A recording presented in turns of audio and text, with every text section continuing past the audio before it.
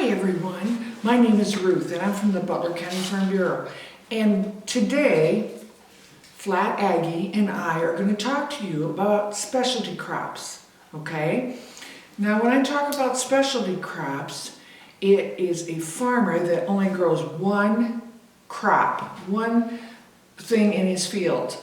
So we have talked about apples that are grown in an apple orchard, and that farmer only grows one crop that are apples. That is a specialty farmer. Remember when we talked about the pumpkins? That farmer only grew pumpkins in his fields. Round us, we usually, at our house, we have corn, we have soybeans, we have animals, so we have different crops. But this time, we're going to talk to you about Christmas trees, and that's another specialty crop. This book is called The Christmas Tree Farm, and it's by Ann Permel.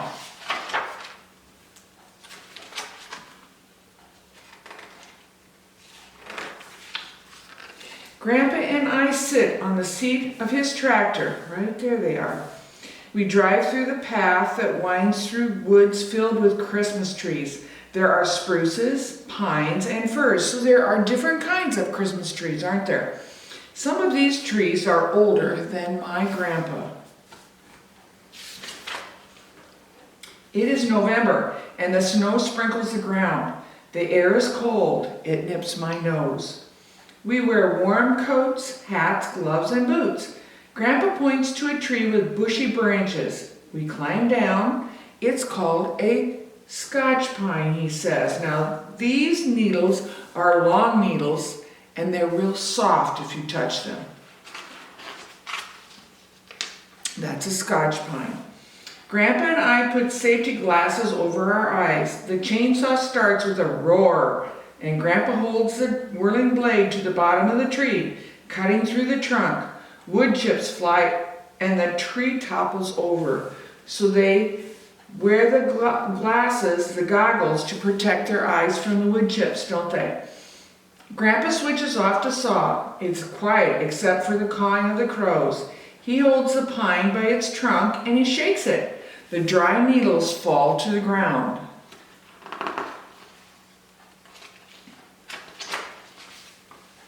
Grandpa drags the tree to the wagon behind the tractor. 1, 2, 3. We lift the tree together into the wagon. Back on the tractor, Grandpa nods at a Douglas fir with short, soft needles. So some have long needles. The Douglas fir has short, soft needles, doesn't he? We add it to our load. We cut trees all afternoon. Look at all the trees in their wagon. My gloves are sticky with pine sap and the smell tickles my nose.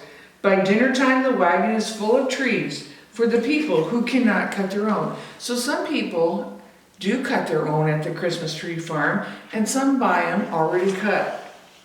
The day after Thanksgiving, and that's the day that they open the tree hut. Right here's the tree hut. The tree hut is where the customers pay for their Christmas trees. He switches on the light strung across the fence by the road, these pretty lights. The Christmas tree farm is open for the holidays. Most people tramp through the woods until they find a Christmas tree that looks just right for them. They cut the tree down and carry it to the tree hut, where we collect their money and offer them Christmas cookies that are baked by my grandma.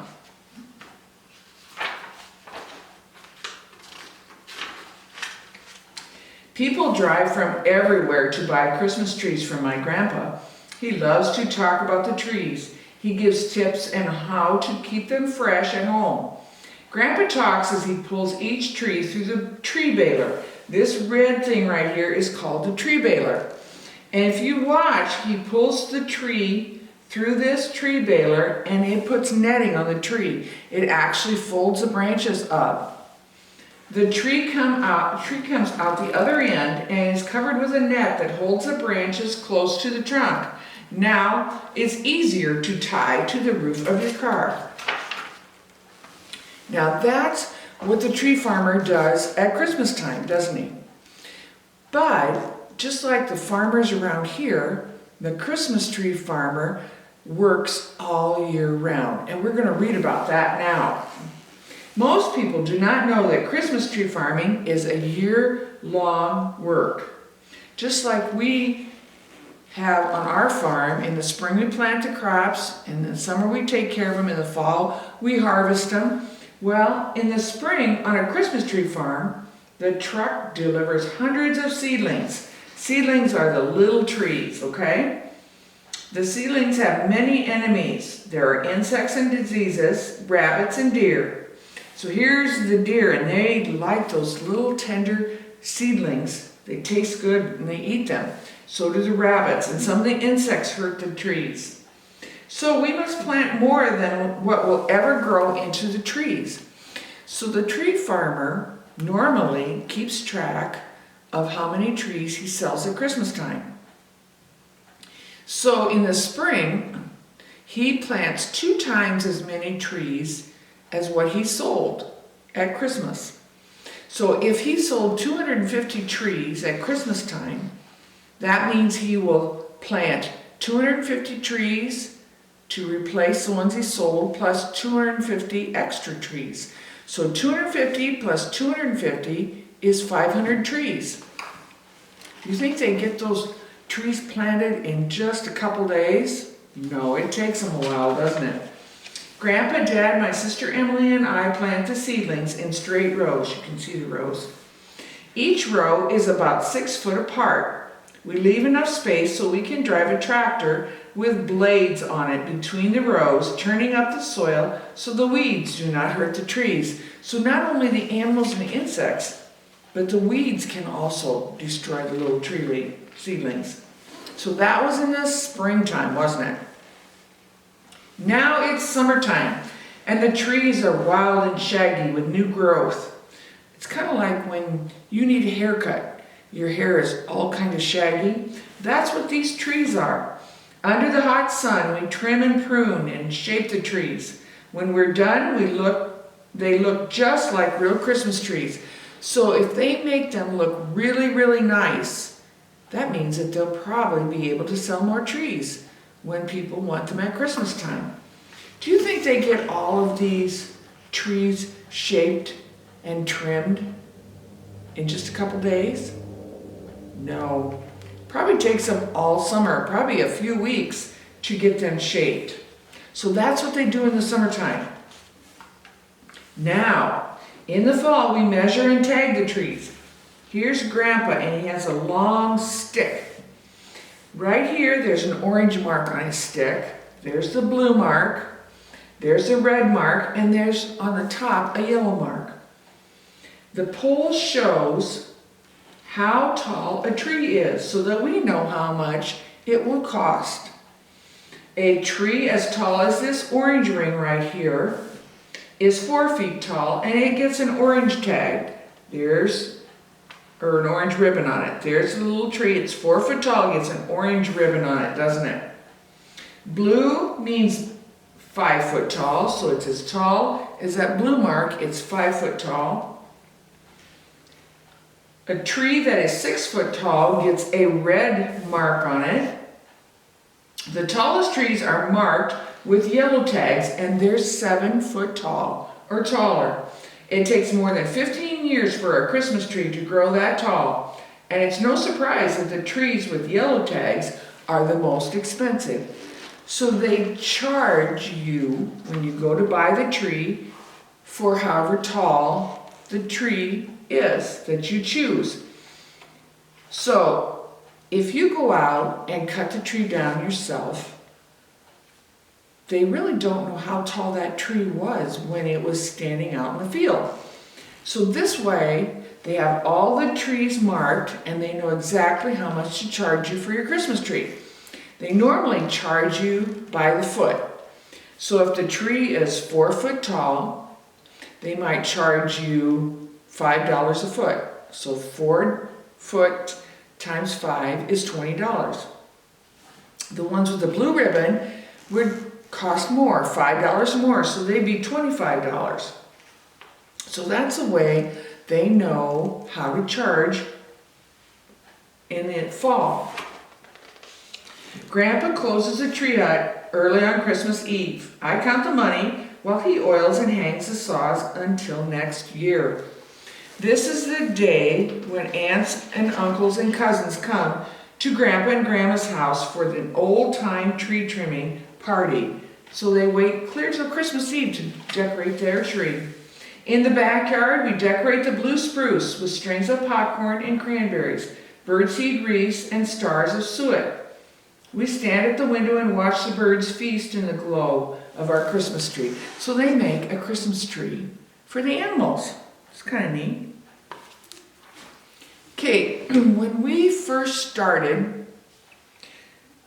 the Christmas tree book, we talked about what they did when they sold their Christmas trees. Do you remember what day of the year do they start to sell their trees? The day after Thanksgiving. How long do you think they sell those trees? They sell them up until Christmas Eve, don't they? The day before Christmas. Because we really don't want a Christmas tree after Christmas, do we? But then we talked about the different parts of the year that the Christmas tree farmer works. In the spring. Do you remember what he does in the spring? Okay, at Christmas, they keep a record and they count how many trees they sold and they buy new seedlings, new little trees to plant, don't they? But because the deer and the rabbits and the weeds even sometimes kill the little trees, they plant 2 times as many trees as what they sold. Now, do you remember what they did in the summertime on the Christmas tree farm? Remember the trees kind of grew shaggy? They needed to be trimmed, didn't they? They needed to be cut so that they resembled or looked just like a perfect Christmas tree. The nicer the tree looks, the better it is. Now, do you remember what they did in the fall? Do you remember Grandpa had that tall stick? And he had different ribbon colors on the stick, didn't he? The orange ones were 4 foot tall. The blue ones were 5 foot tall. The red ones were 6 foot tall. And the 7 foot tall trees got a yellow ribbon so that they could tell how tall the tree is before it's cut down, and they could charge the correct amount of money to the people that come to the Christmas tree farm. Now, we talked about the Christmas tree farm, and we talked about how important it is for each one of us to know that the farmer works all year round, just like we do here in our area. Now, you're going to get to make your own Christmas tree, okay? It's going to have 2 different parts. The first part that you're going to get is going to look like this, okay? It looks like this and it has a slit on the top, doesn't it? Okay, we're going to start to decorate. Can you see how my tree has decorations on it, doesn't it? Did I put all my decorations in one spot? Did I put them all at the top? No. Do you decorate all your trees at home and put all the decorations in one spot? No. So I want you, when you decorate your tree, to spread your decorations around. Should we count the decorations together? 1, 2, 3, 4, 5, 6, 7, 8. So I put 8 decorations, 4 in each side of the tree, didn't I? And that's what I want you to do, okay? So when you get your decoration, and you're going to put it on your tree, you can either use glue, you can use a glue stick, whichever works best for you. But I don't want you to put a whole lot of glue on your ornament, okay? I'll try and show you just a little bit is enough, okay? Just like this. So we're gonna put it right on the tree. So it looks like this.